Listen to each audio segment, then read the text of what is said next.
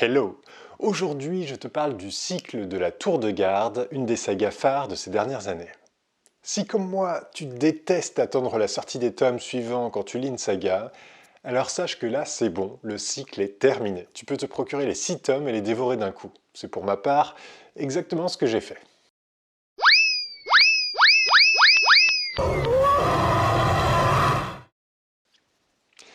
Le 6e et dernier tome est sorti en octobre 2023, j'ai lu tous les bouquins d'affilée en fin d'année dernière.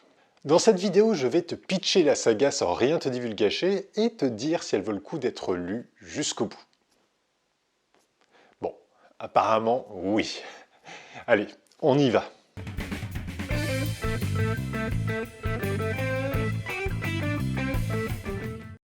Le cycle de la Tour de Garde, c'est d'abord un concept éditorial peu courant. La saga a été écrite à 4 mains par un couple, Claire Duvivier et Guillaume Chamanadjian. Les deux auteurs se sont répartis les tomes à écrire. Guillaume Chamanadjian a écrit 3 tomes rattachés à la ville de Gémina, qui se situe dans le sud. Les 3 tomes portent d'ailleurs le sous-titre de Capitale du Sud à chaque fois pour les identifier.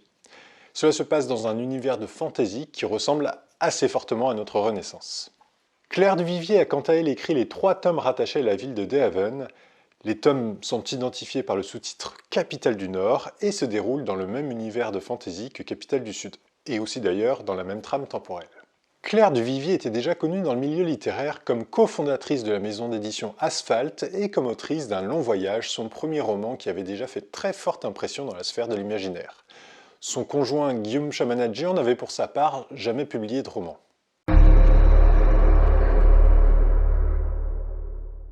Six tomes répartis en 2 cycles différents et écrits par 2 auteurs, mais il s'agit bien d'une seule et même saga avec 2 intrigues qui s'entremêlent. Il y a d'ailleurs un ordre précis de lecture. Tu dois commencer par le premier tome de Cité du Sud, puis aller sur le premier tome de Cité du Nord, puis le second de Cité du Sud, et etc. jusqu'au 3e tome de Cité du Nord. Une seule et même saga de fantasy, mais avec quand même 2 histoires. Dans Capitale du Sud, on suit le personnage de Nox, un jeune commis d'épicerie qui a grandi sous l'aile protectrice d'un duc, le duc Servin de la Couanne. Il te faudra découvrir l'incroyable histoire de Nox pour comprendre comment un simple commis d'épicerie a pu avoir un duc pour protecteur. Tu verras que l'histoire de Nox est peu commune, tellement peu qu'elle est l'objet d'une chanson populaire connue de tous dans la ville.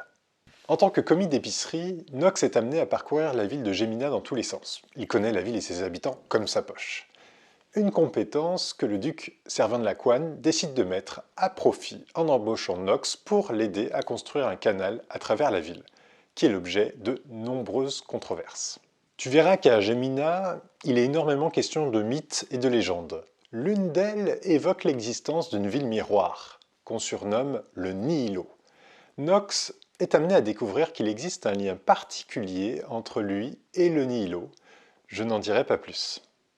Dans Capitale du Nord, on suit au départ principalement 2 très jeunes adultes, Amalia et Irion, tous les 2 issus de familles aristocratiques et élevés ensemble et à l'écart des autres enfants. Leurs parents avaient dans l'idée de former des esprits supérieurs, d'où cette volonté de les éduquer bien à l'écart des autres enfants. Tu verras néanmoins que l'enseignement qu'ils ont reçu est assez particulier et n'est pas sans poser quelques problèmes. Jonas, un enfant de roturier ami de leur famille, a eu le droit de bénéficier de la même éducation et est devenu au fil des ans leur ami. Les 3 amis font tout ensemble.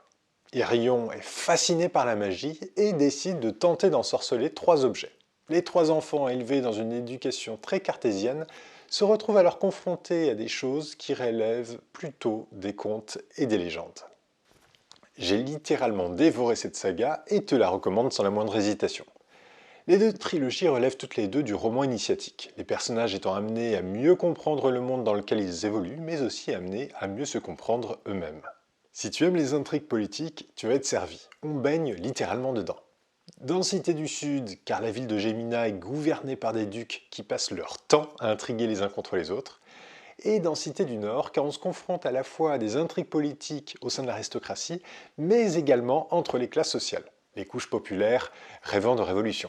Le côté fantasy est assez discret, mais bien présent, et il joue un rôle dans les 2 intrigues. Il n'est donc pas juste là pour le décor, ce qui a le don de m'agacer quand certains auteurs font ça. Tu verras aussi qu'à la fantasy se rajoute parfois un soupçon d'horreur qui est plutôt bien amené. Tu auras compris que même si les deux histoires s'entremêlent, elles sont aussi distinctes l'une de l'autre. Il est donc tout à fait possible que tu préfères une histoire à l'autre. Pour ma part, j'ai bien aimé les deux, mais c'est vrai qu'il y a de sacrées différences entre les deux cycles. Capitale du Sud est très rythmé.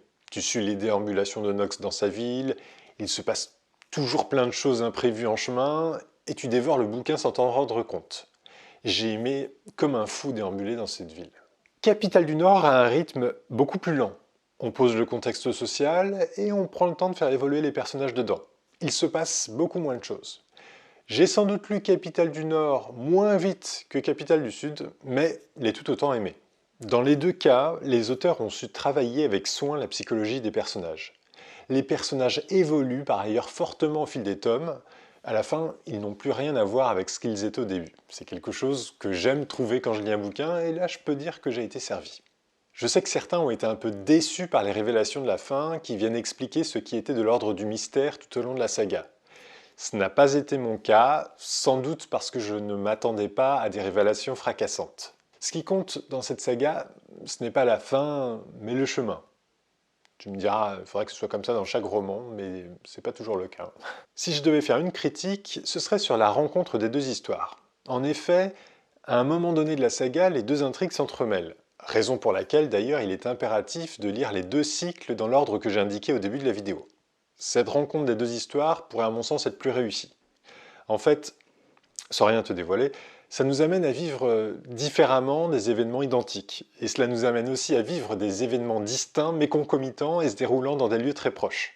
Alors, je trouve que ça donne des choses assez intéressantes de vivre deux fois de mêmes événements, voire de mêmes dialogues sous des angles narratifs différents, et je dirais même que j'adore cet exercice littéraire, et en même temps, cela génère aussi un peu de lenteur. Et par ailleurs, pour éviter que Capitale du Sud divulgage des éléments de l'intrigue de Capitale du Nord, il a fallu occulter une partie des pensées et connaissances des personnages, ce qui manque à mon sens un peu de vraisemblance. Mais bon, je chipote, hein. Ce défaut est assez minime et je pense que beaucoup de lecteurs ne partagent pas ma critique. Donc n'hésite pas à lire cette saga jusqu'au bout et à te faire ton propre avis. Et voilà, j'espère t'avoir donné envie de découvrir cette trilogie ou de poursuivre ta lecture jusqu'au bout si tu avais déjà commencé à la lire. N'hésite pas en tout cas à liker la vidéo et à t'abonner, ça me fera plaisir et ça favorisera la visibilité de la chaîne. Allez, je te dis à très vite sur Miroir SF.